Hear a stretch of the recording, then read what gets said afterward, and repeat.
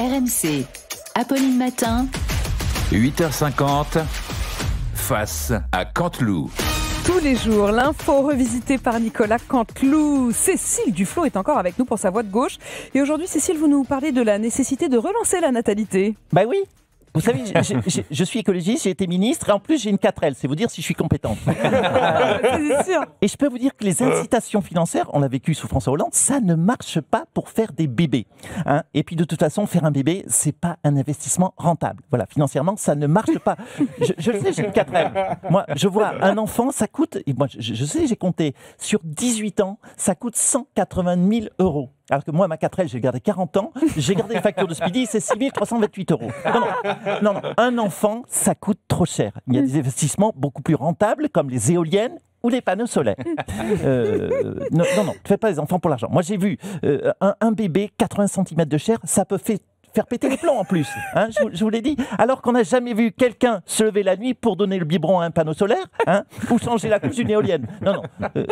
Merci beaucoup Cécile. Après la condamnation de Nicolas Sarkozy, Marine Le Pen n'a pas été tendre avec la justice.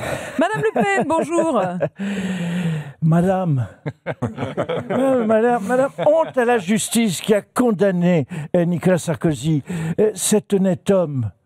Ce grand dirigeant, cette légende vivante, j'ai savonné, cette légende vivante, pardonnez-moi, ça fait beaucoup de jeux. Ce modèle de vertu, disons-le. Mais Madame Le Pen, on vous a connu quand même moins fan de Nicolas Sarkozy, c'était même votre principal opposant, vous lui souhaitiez la prison. Oui, mais écoutez, j'ai changé d'avis. Ah oui, voilà. J'ai changé d'avis, maintenant je l'aime bien. Voilà. Car entre-temps, il se trouve que moi aussi, peut-être l'avez-vous remarqué, j'ai été victime de cette justice politique honteuse qui décide de condamner les dirigeants sous prétexte qu'ils seraient malhonnêtes. Oui, c'est quand même la moindre des choses. Madame Malherbe, oui. Posons les choses, que l'on condamne les gens qui ont volé des millions d'euros. Pourquoi pas, s'ils sont arabes. Je l'ai dit vite. Ça s'est pas entendu. Mais des hommes et des politiques, des hommes et des femmes politiques français, non. Nous c'est normal que nous détournions de l'argent, Mme Malherbe. Il faut bien qu'on paye nos salariés, nos locaux, nos meetings, nos campagnes présidentielles.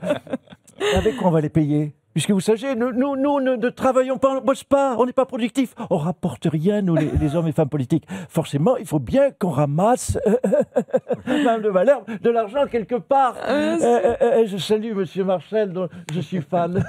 Bonjour à tous. Il rentre dans ce studio à la Marcel de s'asseoir. Donc, il faut qu'on ramasse l'argent quelque part. Je ne sais pas, moi, en Libye, au Parlement européen, comme Jordan. Voilà, là, on peut. Merci, Mme Le Pen. Justement, tiens, le principal intéressé est en train de rentrer dans ce studio. Bonjour, Monsieur Sarkozy. Bonjour, Mme Malherbe. Ah, alors, la bonnette. Merci de m'accueillir. Écoutez, vous le savez, je l'ai dit, je le redis, je me battrai jusqu'à mon dernier souffle. Car on m'a traîné. On a traîné mon nom dans la boue, mon patronyme à moi, mon prénom, on l'a traîné dans une fosse septique, ma famille dans les égouts de Paris, on a jeté ma réputation dans un vide d'ordures. Mon intégrité dans une station d'épuration, ma dignitude dans des toilettes d'autoroute jour de 15 août. Bien sûr, oui, non, mais je comprends l'image. Et je vais vous dire une chose, Mme Malherbe, malgré cette rafale de haine, cette tempête d'insultes, ce tsunami, il faut le dire, d'humiliation, je garderai ma dignité et mon respectabilisme. Alors on entend bien votre colère. Vous niez toujours avoir fait appel à Mouammar Kadhafi pour financer votre campagne. Mais Mme Malherbe, j'ai bien marqué des temps. Oui, j'ai remarqué, mais je vous attends. Si j'avais eu besoin d'argent pour ma campagne, vous croyez que j'aurais demandé à un bédouin qui vit au fin fond du désert avec 2 chèvres et 3 chameaux alors qu'il y a une agence du Crédit Agricole qui est au coin de ma rue, hein? C'est pas sérieux tout ça pour financer mes meetings politiques, hein? C'est-à-dire financer quoi, des ballons de baudruche, 2 paquets de chips et 3 bouteilles de mousseux. Non mais franchement, Mme Malherbe, un peu de sérieux. Merci Monsieur Sarkozy. Le président Macron chute dans les sondages avec 17% d'intention favorable. Il se rapproche du record d'impopularité. Ah oui, il a la honte. Nul le petit génie. Macron, démission. Oh François Hollande, bonjour. Et merci de m'accueillir sur RMC. Radio Macron crevure. Vous vous rendez compte, Macron au fond du trou. Et Sarkozy en prison. Tous mes rêves se réalisent. C'est comme si, dans Aladdin, j'avais rencontré le génie de la lampe et qui m'avait dit « François, je vais exaucer 3 de tes souhaits. Quels sont tes vœux, François ?» En un, j'aurais dit sortir avec Julie Gaillet. C'est vrai que, c'est vrai que j'étais quand même loin du but. Hein. En deuxième vœu, j'aurais dit Sarkozy en prison, qui aurait pu y croire. Et en 3, j'aurais dit Macron au plus bas dans les sondages. Je n'aurais jamais imaginé. Et là, tout se réalise. Il manquerait plus que je sois élu en 2027 et que je sorte avec Marion Cotillard. Il paraît qu'elle est libre.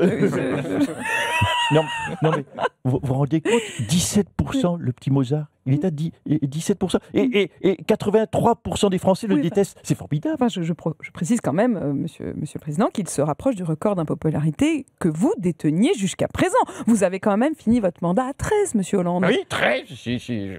Vous demanderez à monsieur le chiffre, si tu as un chiffre honorable. 13 sur 20, c'est une bonne note. Oui, non, enfin, c'était 13 sur 100 quand même, c'était 13%. Oui, c'était 13%. 87% des Français rejetaient votre action. Ah oui. Oui, d'accord. Ça n'a rien à voir. Parce que moi, il faut replacer dans le contexte. Vous n'étiez pas né à l'époque. Malheur, j'étais une jeune femme. Il y avait, de mon temps, n'oubliez pas, il y avait le plein emploi. Et une vieille gueule comme monsieur Marshall, grande gueule, pardon, le sait, de mon temps, les Français travaillaient beaucoup. Et comme ils travaillaient beaucoup, ils étaient riches. De mon temps, les Français. Et comme ils étaient riches, ils mangeaient beaucoup. Et donc, ils devenaient gros. Alors, ils me tenaient responsable de leur embonpoint. En gros, ils me reprochaient d'être trop heureux. Vous voyez, c'était pas la même chose. C'est une colère positive. Dis donc, vous êtes en colère contre les journalistes en ce moment. Hein. On a vu toutes ces images où vous parlez au milieu d'une interview sur BFM. On vous reprochait le bilan de votre CICE et vous étiez très susceptible. Comment ça, moi, susceptible? T'as un problème, connasse? Ah non, non. Attendez, il faut quand même respecter. C'est la première fois qu'on vous le dit. Il faut respecter la fonction présidentielle. On est là pour dire du mal de Macron, pas de moi. C'est comme ça, je peux faire comme un ancien président. Je m'en vais. Au revoir. Merci Nicolas Canteloup. Donc Face à Canteloup qu'on vous retrouve chaque jour à 8h50 sur RMC et à tout moment en podcast.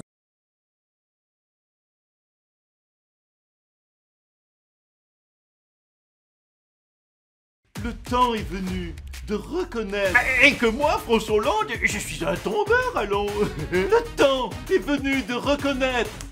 Quoi, c'est trop théâtral, chérie? Mais comme moi, Nicolas Sarkozy, alors j'ai toujours été innocent. Le temps est venu de reconnaître. Que moi, Zinedine, pardon, mais j'attends la place de Didier. Là. Que moi, Jean-Luc Mélenchon, tout le monde le sait. Moi, c'est la République, c'est moi. Et que moi, si vous voulez, ça fait quand même 8 ans que j'attends que les téléphones sonnent. Hein. Tout comme chaque année, c'est quand même un scandale que moi, s'il y a Mbappé, j'ai toujours pas reçu le ballon d'or. Que moi, François Bayrou, j'avais raison depuis le début. Tout est de la faute des boomers. Que moi, Marine Le Pen, je suis plus doué pour l'élevage de chats que pour les débats du second tour. Que pour moi, Didier Deschamps, c'est bientôt fini, mais pour lui, ça y est, ça a déjà commencé. Le temps est venu de se retrouver dès le 29 septembre à 8h50 sur RMC.